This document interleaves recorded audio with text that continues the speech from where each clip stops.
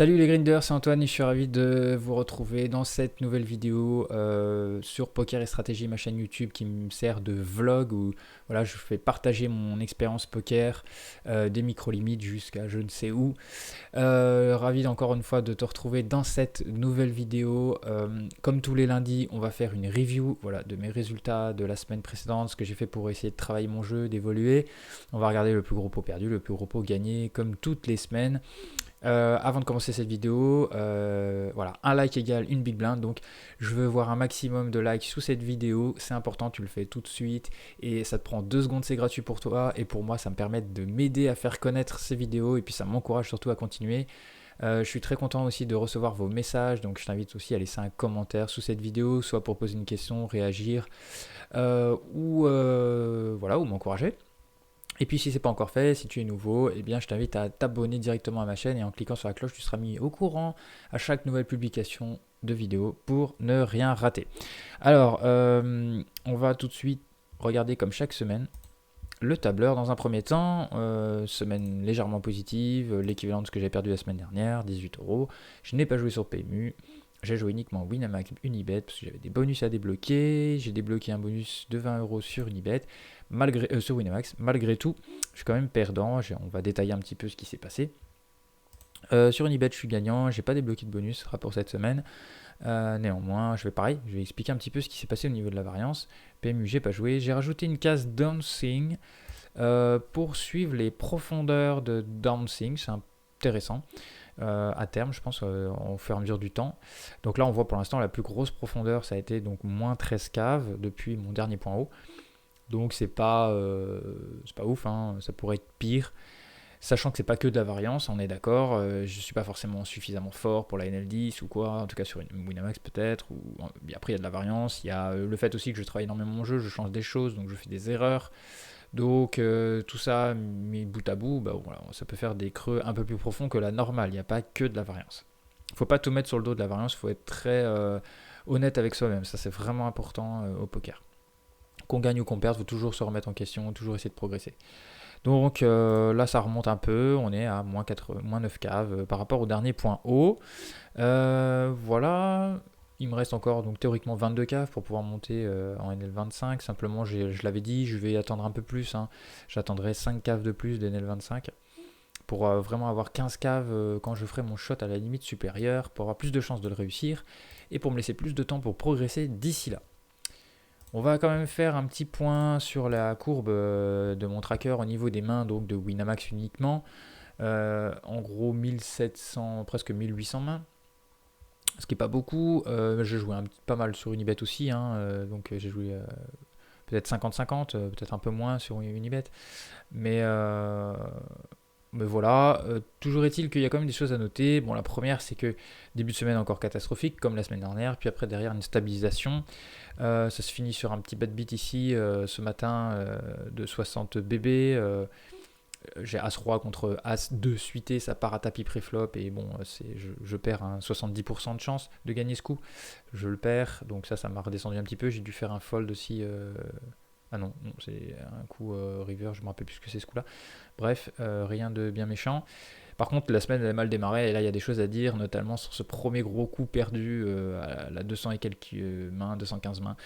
Je fais un vieux bluff tout pourri contre un récréatif qui foldera jamais. C'est vraiment nul ce que je fais. Je suis hors de position.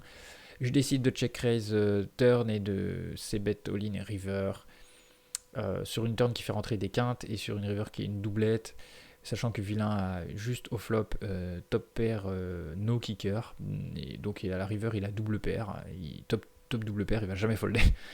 Malgré qu'il y a plein de mains qui peuvent le battre quand je fais ça, mais évidemment, c'est pas du tout le bon profil à bluffer. Je fais une énorme erreur, je m'en veux un petit peu, je suis un petit peu énervé contre moi.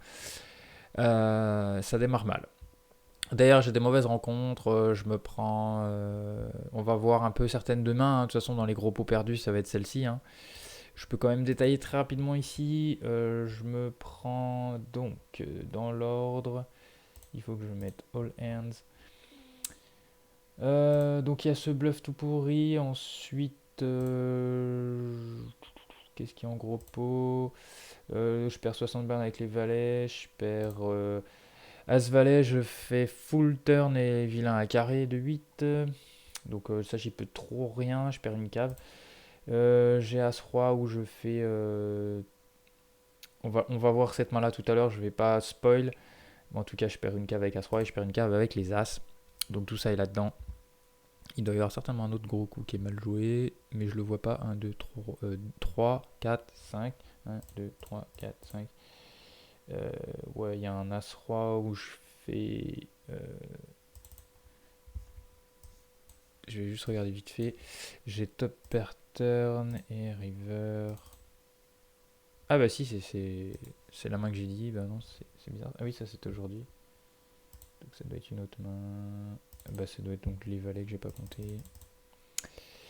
C'était donc les valets. Oui, là, j'ai overpair de valet river, donc j'ai tout barrel. Et le mec avait fait brelan dès le flop, donc voilà. Des mauvaises rencontres en gros, et puis bah, surtout ce mauvais bluff. Bref, je vais pas m'étendre là-dessus. Globalement, j'ai très bien joué cette semaine, à part ce début-là, et une main qu'on va voir que j'aurais pu jouer un peu différemment. Sinon, le reste, c'est standard. Par contre, ce qui est pas standard, et non, ce qui est cool, c'est que j'ai atteint un petit peu l'objectif que je voulais au niveau pré-flop. Je m'explique, j'ai pris des vidéos, enfin j'ai pris encore un petit abonnement vidéo. Je fais un peu le tour de toute l'offre de vidéos ou de coaching qu'il peut y avoir en francophone. Donc je ferai une vidéo un jour peut-être là-dessus pour donner mon feedback. Vu que j'ai encore un endroit où je voudrais aller voir les vidéos avant de faire cette vidéo, j'en parlerai globalement, mais en tout cas cette semaine j'ai repris un petit abonnement que je n'avais jamais été sur un truc qu'on m'a conseillé, et ça m'a permis d'avoir les ranges préflop que j'essayais de travailler depuis des semaines, mais que voilà, j'étais pas totalement satisfait, où je sentais qu'il manquait des choses, et ça y est. Donc en fait j'ai des ranges hyper intéressantes, très agressives, beaucoup de 3 bêtes, et je faisais des erreurs, notamment cut-off et MP contre le UTG. Et puis small blind, je savais que ça tournait autour de ça, mais avec beaucoup d'agressivité en 3 bêtes. Mais c'était pas tout à fait bon, donc là c'est vraiment plus précis. Et puis ouais, une range de 3 bêtes globalement beaucoup plus étendue, qui est très flexible en fonction des profils de vilain. Et puis une range d'open un petit peu plus loose aussi, mais que j'arrive à maîtriser. Et puis pareil, qui est très très évolutive en fonction des profils, hein. Donc voilà, c'est des ranges très techniques, beaucoup plus poussées. Je suis arrivé vraiment à ce que je voulais. Donc ça c'est cool. Et ça se voit directement sur cette redline. Sachant que j'ai dû changer globalement par ici les ranges. Ça doit être soit ici, je sais plus. Mais bon, déjà le début de la semaine était bon, hein. Mes ranges précédentes n'étaient pas si mauvaises.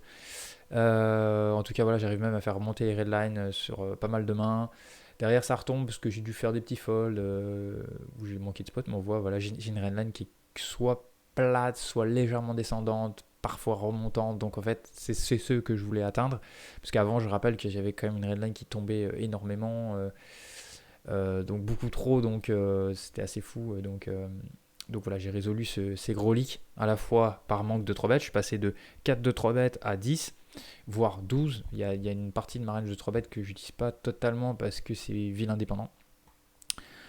Donc il y a des mains que je vais flat ou 3 bêtes fold. Et donc pour l'instant, globalement, c'est plutôt flat. Voilà, mais en tout cas, ça c'est clairement bien d'avoir changé ça. Et surtout, c'est pas de fait de 3 bêtes beaucoup qui me fait spew, hein. C'est pas tous ces spots là où j'ai perdu des grosses caves, c'est pas du tout lié à des pots 3 bêtes, lié à ces ranges, puisque derrière j'étais quand même très carré. Donc ça c'est cool. Je suis beaucoup plus à l'aise dans les pots 3 bêtes. Aussi je suis rentré dans un nouveau groupe de travail qui est beaucoup plus haut niveau, et où on a déjà parlé un peu de ça, et on m'a donné un petit conseil sympa, à la fois pour moi quand je suis dans un pot 3 bêtes que c'est pas moi le 3 better, et à la fois quand moi je suis 3 better. Donc ce qui me permet d'arracher énormément de coups en fait. Donc post-flop aussi, je gratte mieux les pots, et donc qui contribue à cette redline, hein. Et je faisais déjà bien les pots limpés depuis 15 jours, une semaine 15 jours, donc ça c'est bon. Et donc c'est un jeu, j'ai poussé encore plus l'exploitation des adversaires, hein. C'est pas du tout ce qui fait monter cette redline ou qui l'a fait stabiliser. C'est à la fois les 3 bêtes pré-flop beaucoup plus nombreux, à la fois de bien gérer ses pots 3 bêtes post-flop, et à la fois de bien gratter les pots, de pas agresser quand il faut pas, quand le profil adverse s'y prête pas, notamment à part ce coup-là, quoi, qui est pas bien joué. Mais globalement, le reste, c'est bon. Et, euh, et puis d'agresser justement quand il faut le faire, quand on est quelqu'un qui va beaucoup folder. Voilà. Donc je suis beaucoup plus agressif post-flop aussi, mais à bon escient. Voilà, j'essaie d'être à bon escient. Donc après, je m'en veux évidemment de faire ce bluff-là, parce que c'est le seul de la semaine qui est vraiment mal placé. Euh, mais voilà, c'est normal de faire des erreurs. C'est une courbe d'apprentissage. Je me mets plein de trucs dans la tête en début de semaine. J'étais un peu saturé et c'est la courbe d'apprentissage, quoi. Enfin, c'est normal de faire des erreurs. Sinon, si on a peur de faire des erreurs, on changera jamais rien et on n'évoluera pas. Et on m'a confirmé dans ce groupe de travail que c'était important de faire ça, puisque si je changeais pas mon jeu là-dessus, sur ces points-là, à la fois les 3 bêtes, les range pré-flop enfin complètement différentes, beaucoup plus agressives, et à la fois un post-flop plus agressif mais ciblé, donc exploitant, hein, ça ne marchera pas en NL50, donc autant le changer tout de suite. Hein. Et c'est très adapté à la NL10 et NL25, il n'y a pas de souci, hein, même NL5, NL2, hein, c'est clairement le jeu qu'il faut faire en micro-limite, hein, de toute façon. Puisque justement, je suis un déséquilibré à certains endroits, mais on s'en fout. Les joueurs en face, ils regardent pas, donc voilà. Je perds 4 caves sur Winamax, mais honnêtement, je m'en fous, quoi. J'ai super bien joué là, je perds juste une cave pas bien jouée. On va voir un coup que j'aurais pu jouer un peu mieux, donc j'aurais pu être genre à moins 2 caves, 2 caves et demi. Le reste, j'y peux rien, quoi. J'ai pris un ou deux bad beats, il y a un peu de V, il y a quasiment une cave de V, il y a une cave et demi d'erreur, donc ça fait 2,5. 1, 2 et demi, je pense que j'aurais perdu une cave quand même, quoi. Mais globalement, on voit que c'est quasiment que la redline, donc c'est vraiment bien, quoi. Je pense que quand la variance va être plus dans mon côté et que la blue line va monter naturellement, je vais exploser. Donc je suis très très content de mon travail, je continue sur cette dynamique, je lâche rien. Je suis sur la bonne voie, c'est clair, même si pour l'instant ça paye pas, mais ça c'est, je veux dire, au poker, c'est pas parce qu'on travaille bien, qu'on améliore notre jeu, qu'on a tout de suite les résultats, le fruit de notre travail. Ça, faut, comme la variance, tout ça, les petites erreurs qu'on peut faire dans l'apprentissage, il faut l'accepter et ça paiera. Voilà, donc maintenant, je propose tout de suite d'aller voir le plus gros pot gagné cette semaine et le plus gros pot perdu.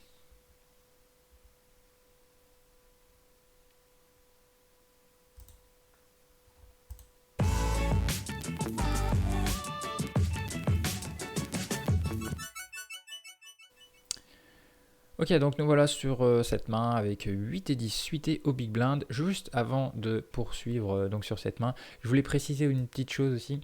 Donc désolé parce qu'il y a les caches pseudo, mais c'est pas gênant. Je vais switcher 200 et quelques euros de Winamax à PMU. Je vais équilibrer donc ces deux comptes. Il y aura presque 600 sur PMU.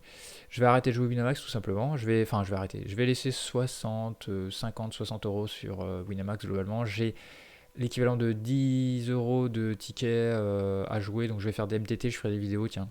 Ça fera l'occasion de faire des vidéos. MTT, je vais faire des 1 euro tout simplement basiques pour les plus faciles. Pour m'amuser et pour essayer de transformer ça en rackback. Et puis après, je vais jouer, je pense, de manière agressive cette partie de bankroll. Et puis ça me permettra de continuer de faire des vidéos de NL2, NL5. Mais je vais essayer de la jouer agressivement, cette partie de bankroll, on va voir. De manière assez souple.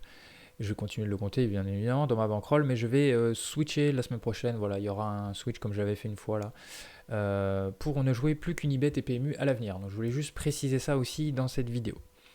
Alors 8 et 10, Big Blind, on se retrouve face à Cutoff qui est un récréatif 70-52, on n'a que 45 mains contre lui, il min open 2 bébés, tout le monde fold, ça vient à moi, je ne vais jamais folder une main suitée, connectée, one gaper sur un min open, donc on défend.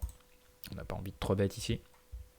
On est face à un vilain qui est extrêmement aggro. On le voit, 7 dive post-flop. J'ai changé mon HUD aussi cette semaine suite au nouveau groupe avec lequel je travaille.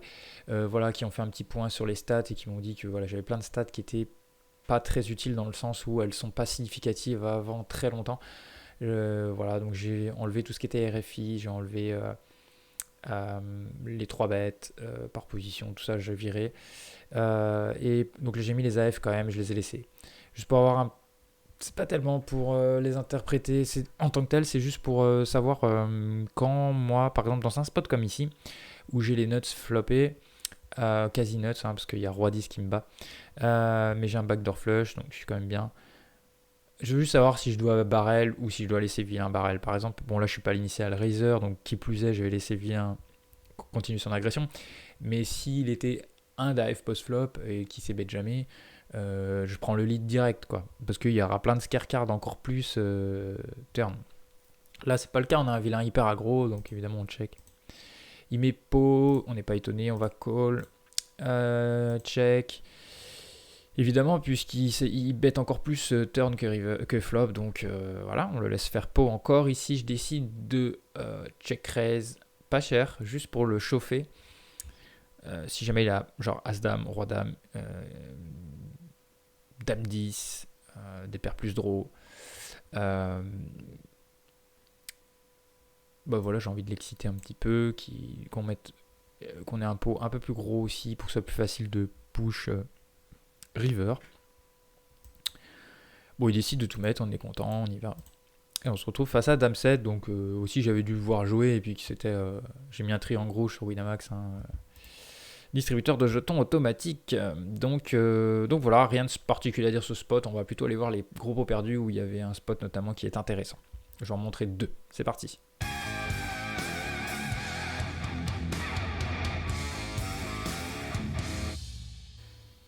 Alors on se retrouve dans ce spot avec un 2,5x au cutoff, récréatif bouton qui call.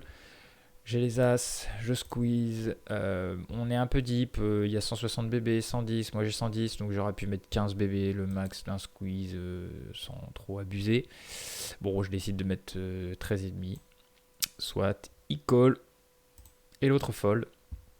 On se retrouve sur un roi de 10-2, sachant que vilain n'aura jamais les rois, il aura toujours 4 bêtes pré-flop. Parfois il aura as-roi qu'il n'aura pas voulu, 4 bêtes. Et puis sinon on aura du Breland 10 et un peu plus rarement Breland 2. Il y a roi 10 aussi dans sa range, voilà pour ce qui nous bat. Et après par contre il y a beaucoup de rois, il y a roi dame, roi 9 suité, peut-être roi 8 suité, peut-être 8 et 9 suité, il y a peut-être tout ce qui va être valet 9, dame, valet, roi, dame, roi, valet, je sais plus ce que j'ai dit, enfin bref tous les rois. Il y a beaucoup de rois. Et beaucoup de tirages, voilà, il peut y avoir perpus, backdoor draw, donc tout ce qui va être roi dame, roi valet. Bref, je pense qu'on a fait à peu près le tour. Donc je décide de pas mettre ça, je décide de mettre un peu plus que demi-pot, vu que je suis face à un récréatif qui va avoir du mal à folder un roi, tout simplement. Il décide de me min raise. Je pense qu'ici, je vois, j'ai fait le bourrin, mais parce qu'en fait, je sais pas si ce pot-là j'aurais pu vraiment le jouer différemment, parce que si je colle, je me retrouve avec un demi-pot size bet turn, et bah, j'arriverai jamais à folder les as, quoi qu'il arrive, quoi. Donc, parce qu'il a des rois dans sa range, je peux faire ça, donc en fait, bah, je peux clairement jamais fold, donc que ce soit tout mettre maintenant ou tout mettre turn, c'est mieux de mettre tout maintenant parce que turn il peut avoir peur lui avec un roi, voilà, donc je préfère, il y a des scare cards pour lui, il y a les valets, les dames, donc je préfère tout de suite lui faire tout mettre avec un roi, et tout en sachant que bah, des fois je me value cut contre Breland 10 et rarement mais Breland 2 et roi 10, voilà, quelques combos de roi 10. Donc voilà, pour moi c'est un setup, je pense. Faudrait vraiment que je fasse le compte de tous les rois qu'il peut avoir face au Breland 10. Bon, enfin, je pense que c'est clair que je pense que je peux pas m'en sortir dans ce coup-là. Donc c'est pas le coup le plus intéressant, on va aller en voir un autre.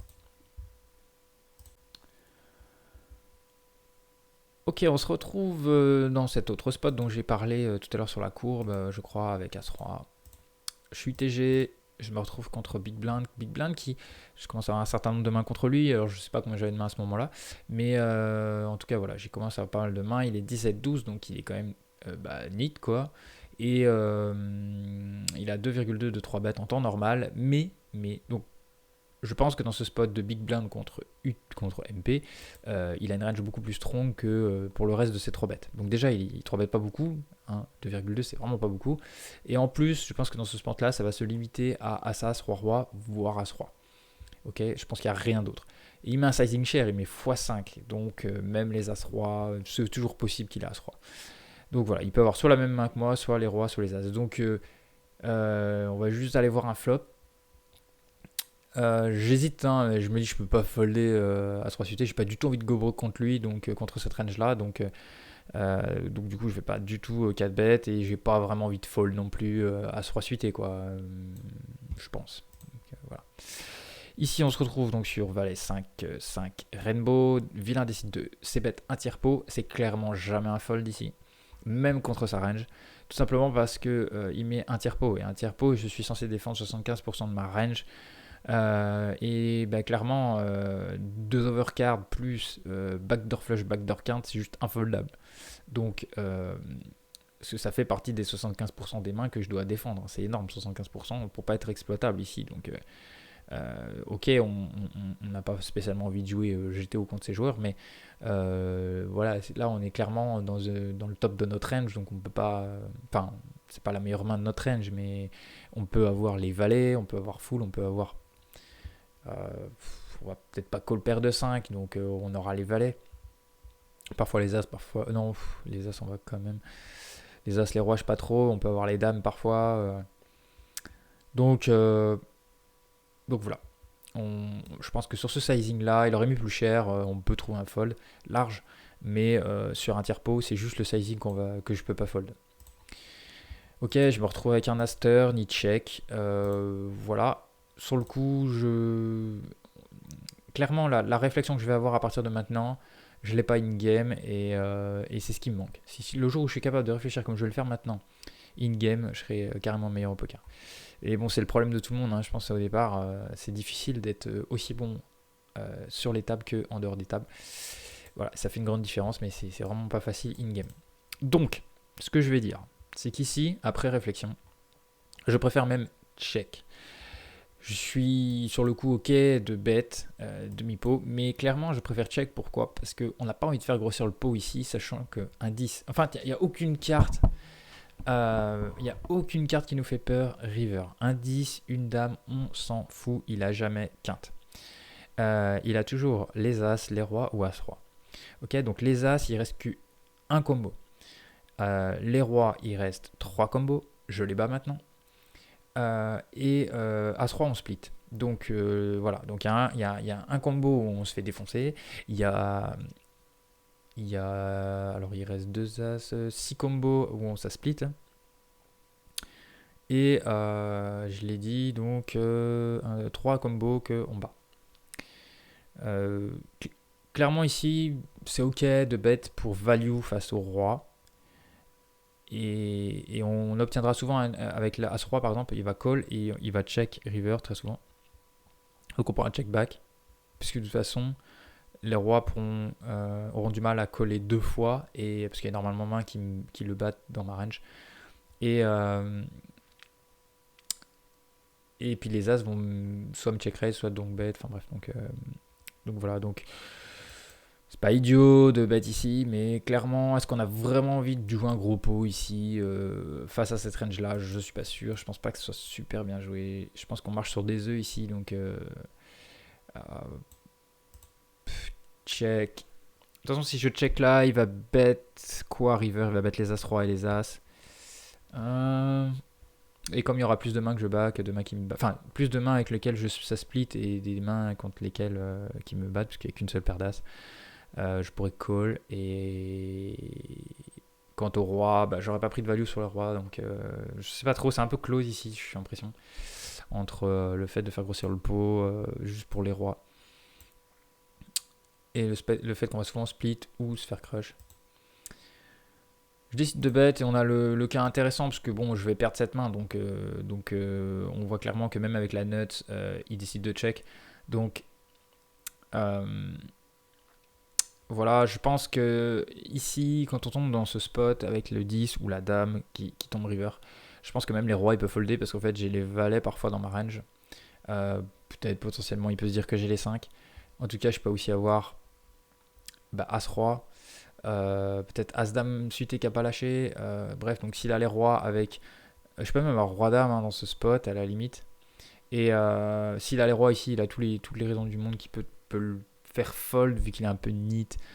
Et est-ce qu'il arrivera à folder les rois? J'en sais rien, mais en tout cas, je trouve que ça va être difficile. Donc là, clairement, j'aime pas du tout ce que j'ai fait. Hein. Là, c'est clairement une erreur. Puisqu'en fait, soit les rois peuvent même trouver un fold, donc les seules mains que je peux value ici vont pouvoir trouver un fold.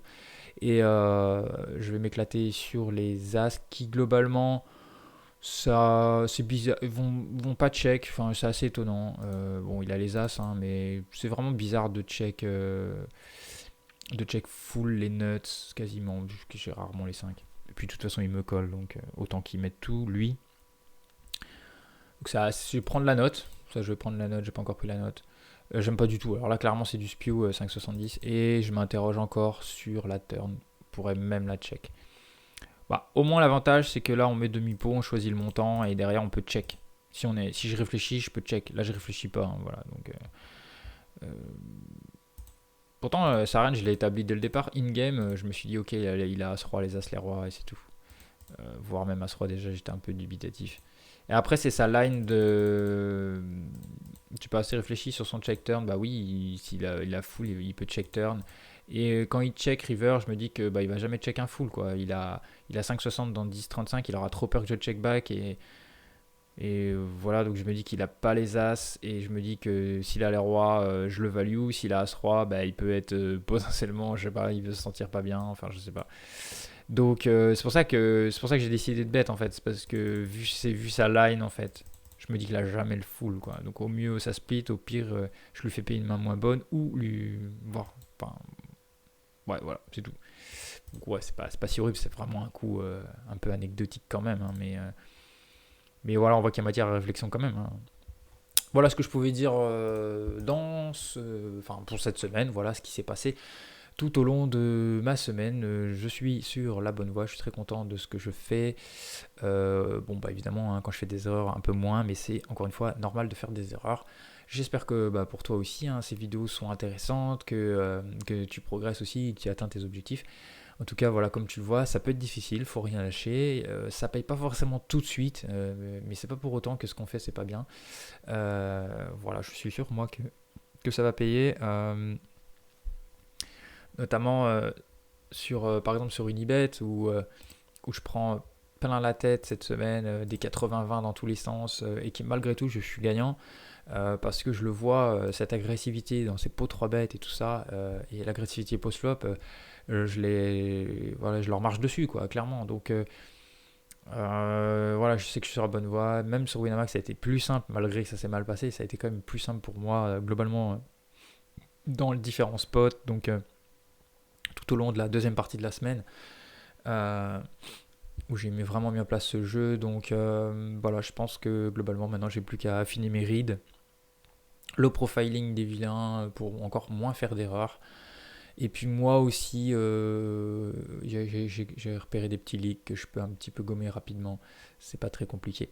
Donc voilà, rendez-vous très rapidement dans une prochaine vidéo. Si tu n'as pas encore liké, franchement, je te remercie de liker cette vidéo avant de partir. Si tu veux laisser un commentaire, je t'encourage aussi à le faire. Tout ça m'aide à faire connaître les vidéos, c'est important. Si tu n'es pas encore abonné et que tu me suis, je t'invite à t'abonner à la chaîne. Ça aussi, ça ne te coûte rien, mais c'est important pour moi, pour que YouTube m'encourage. En tout cas, vous êtes de plus en plus nombreux à me suivre et à m'encourager, donc ça c'est cool. Je vous remercie, je te remercie et je te dis à bientôt dans une prochaine vidéo. C'était Antoine pour Poker et Stratégie. Good luck à toi si tu joues. Salut.